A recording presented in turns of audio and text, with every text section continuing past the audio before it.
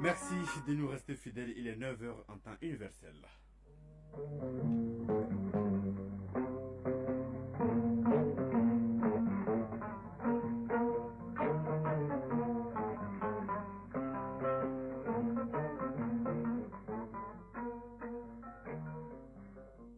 Le journal, Mohamed Diarra. Mesdames, Messieurs, bonjour et bienvenue. Les titres.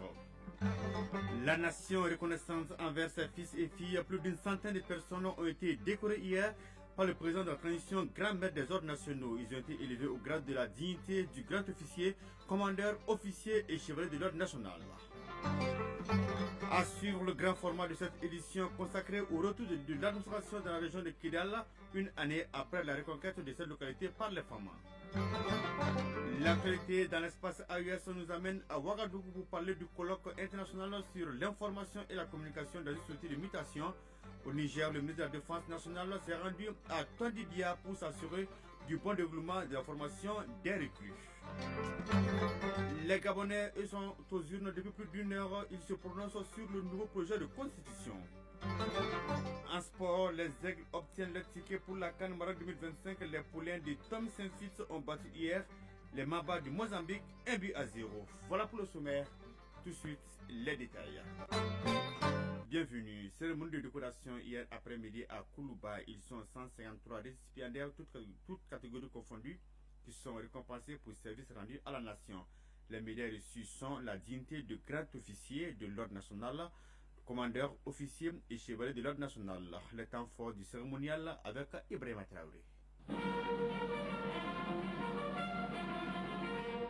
Honneur et reconnaissance de la République à des hommes et des femmes pour services rendus à la nation.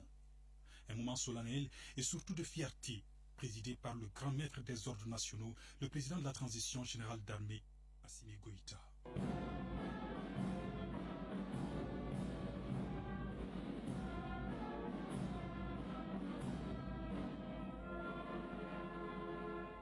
La cérémonie se déroule en 4 séquences.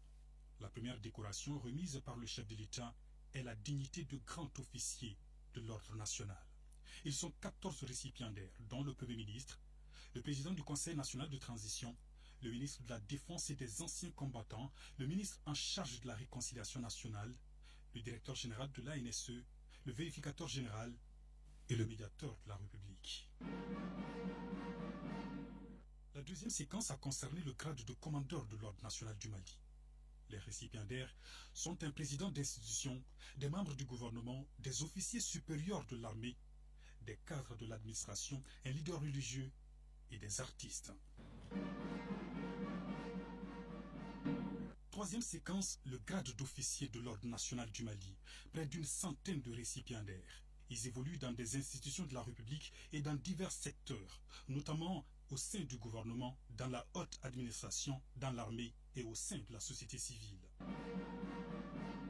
La dernière séquence est dédiée au grade de chevalier de l'ordre national du Mali. Là aussi, les récipiendaires évoluent au sein du gouvernement et dans différents domaines d'activité.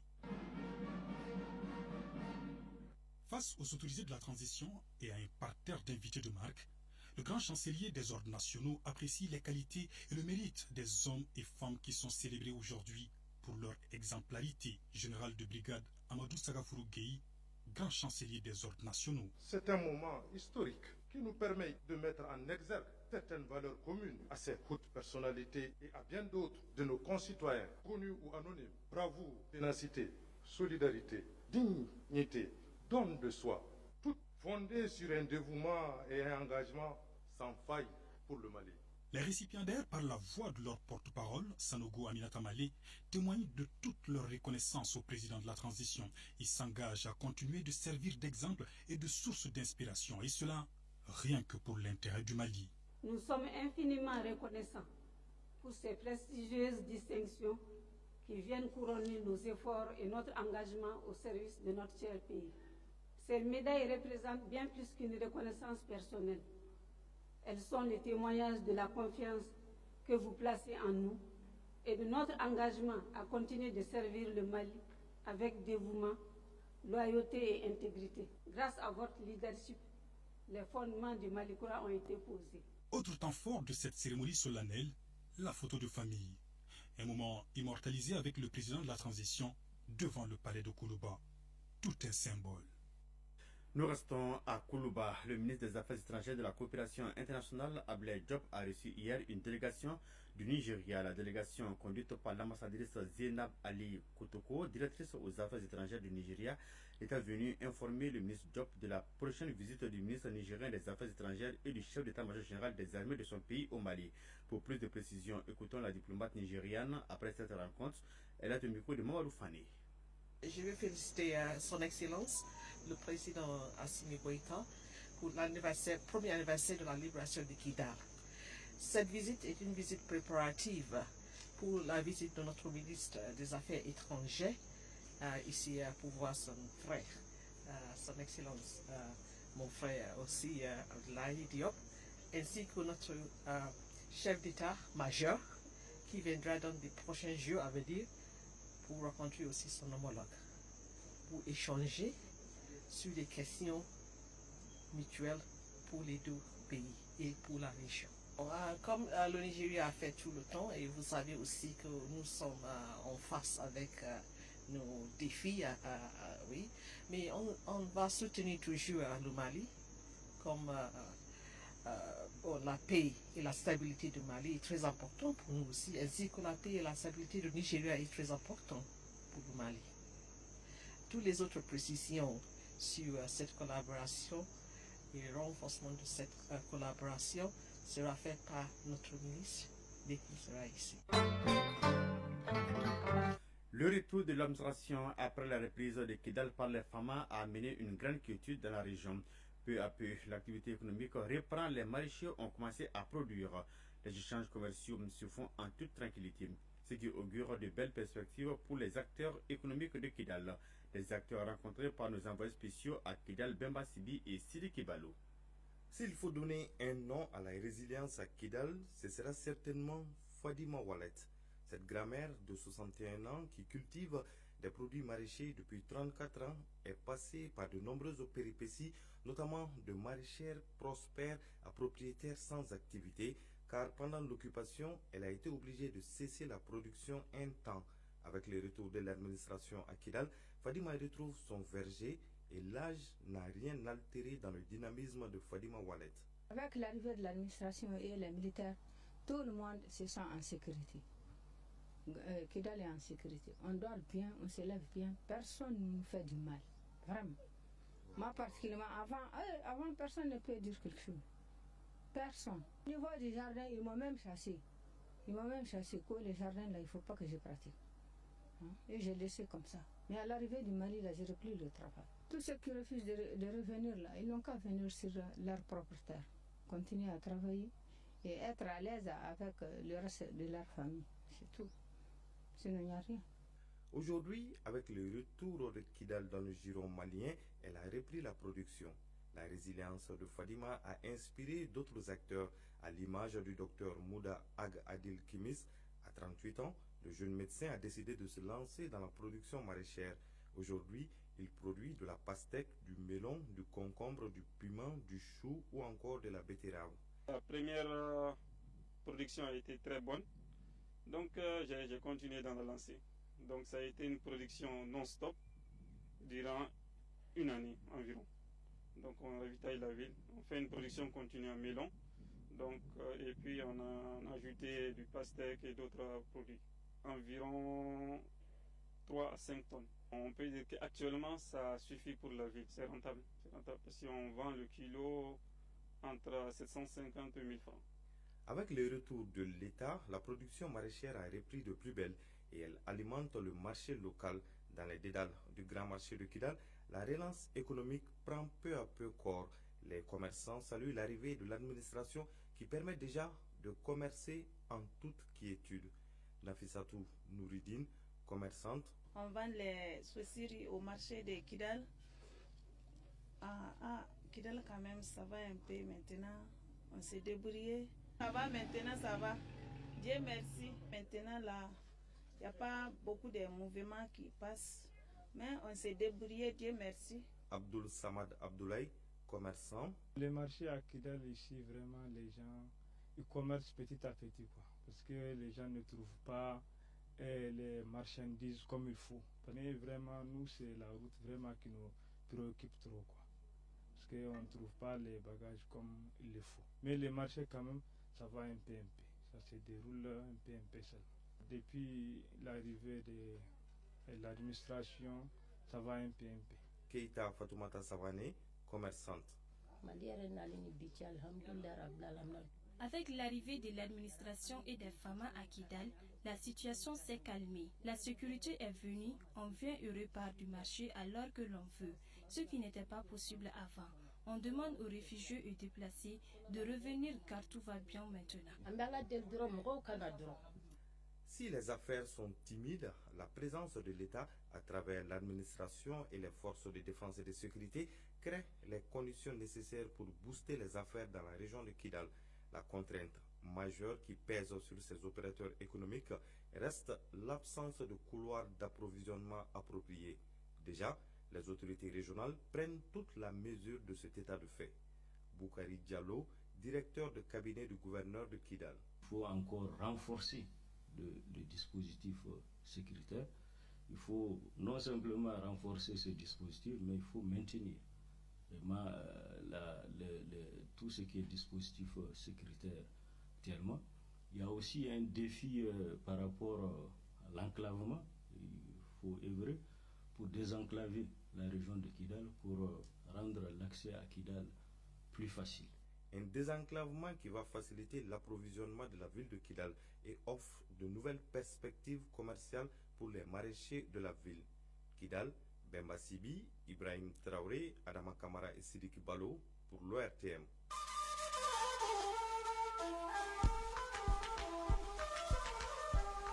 AES Actualité.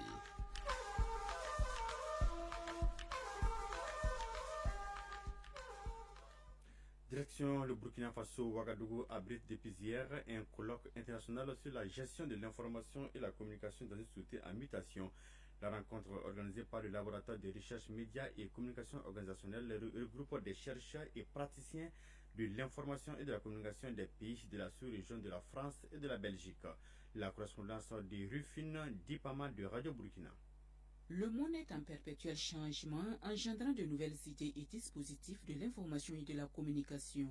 Bien faites, l'information et la communication peuvent contribuer à stabiliser l'équilibre d'une société. Les négliger pourrait engendrer des crises profondes. Que faut-il donc faire pour adapter l'information et la communication à ce changement constant? C'est à cette problématique que les chercheurs et experts en communication vont essayer de répondre à ce colloque international. Firmin Gouba est le président du comité d'organisation. Les pratiques de l'information et de la communication ne peuvent pas rester en l'état. Il y a nécessité de diagnostiquer ce qui fonctionne et noter également ce qui ne va pas, de façon donc à adapter pour être en phase avec les réalités du moment. Pour ce faire, plusieurs communications seront données à ce colloque. Elles seront axées notamment sur les nouvelles formes de productivité, de circulation et de consommation de l'information, le contexte de crise et appel à une réinvention des métiers de l'information et de la communication. C'est le professeur Serge Théophile Balima qui ouvre le bal des communications. Il est question de voir comment les dispositifs d'information ont évolué. Et il s'agira aussi de voir dans quelle mesure les citoyens aujourd'hui ont acquis de nouvelles façons de communiquer, de nouvelles façons d'occuper l'espace public. Les pôles d'expression sont pluriels, au point que la vérité est de plus en plus difficile à cerner. On se pose la question de savoir comment réinventer de nouvelles façons d'exercer les métiers de l'information et de la communication, parce qu'on ne peut plus pratiquer le journalisme comme avant, on ne peut plus pratiquer la communication organisationnelle comme par le passé.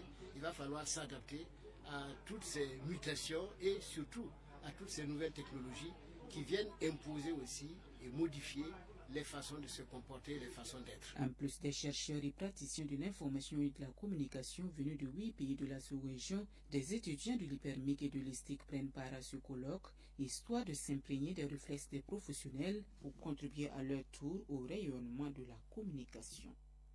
Le ministre d'État, ministre de la Défense nationale du Niger, était au groupement d'instruction du Tondibia.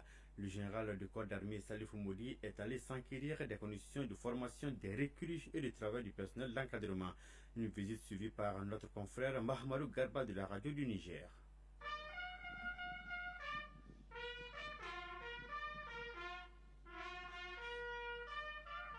Accueilli par le chef d'état-major des armées, le général de brigade Moussa Salaw Barmou, le ministre d'État, ministre de la Défense nationale, le général de corps d'armée Salif Moudi, a eu droit aux honneurs militaires rendus par 2 sections de la 6e compagnie du contingent 2024 aux ordres du lieutenant Hashimou Issa, commandant de la dite compagnie, puis salué par les différents responsables de l'encadrement du groupement d'instruction de Tondibia.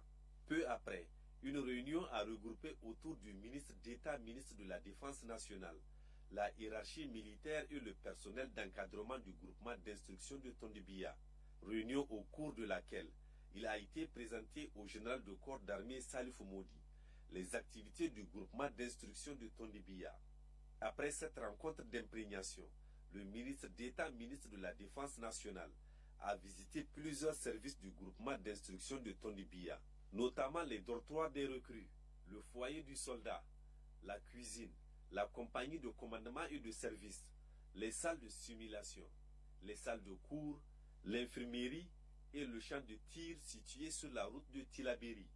Au niveau de tous ces services visités, le ministre d'État, ministre de la Défense nationale, a reçu d'amples explications sur le fonctionnement des 10 services et les difficultés rencontrées. Pour sa part, le général de corps d'armée Salif Moudi a, au nom du CNSP et du gouvernement, transmis les félicitations et les encouragements au personnel d'encadrement. À leur tête, le lieutenant-colonel Abdel Nasser Alfari Yakouba, commandant du groupement d'instruction de Tondibia, avant de le rassurer du soutien total des plus hautes autorités pour faire du groupement d'instruction de Tondibia le socle de la formation des forces de défense et de sécurité nigériennes. Pour rappel, le groupement d'instruction de Tondibia a été créé en 1940 sous l'appellation de camp militaire de Tondibia. Durant plus de 60 ans, le groupement d'instruction de Tondibia a eu à former l'essentiel des forces de défense et de sécurité nigériennes, ainsi que celles des pays voisins, avant la création d'autres centres d'instruction à l'intérieur du pays. Les Gabonais sont aujourd'hui aux urnes pour se prononcer sur le nouveau projet de constitution. La campagne électorale s'est achevée hier soir à minuit sur fond de polémique autour d'un texte censé restaurer les institutions du pays. Au Bénin, l'ancien directeur général de la police nationale a été arrêté et emprisonné hier dans l'attente de son procès. Il est accusé pour incitation à la rébellion dans le pays. Les sports dans une poignée de secondes.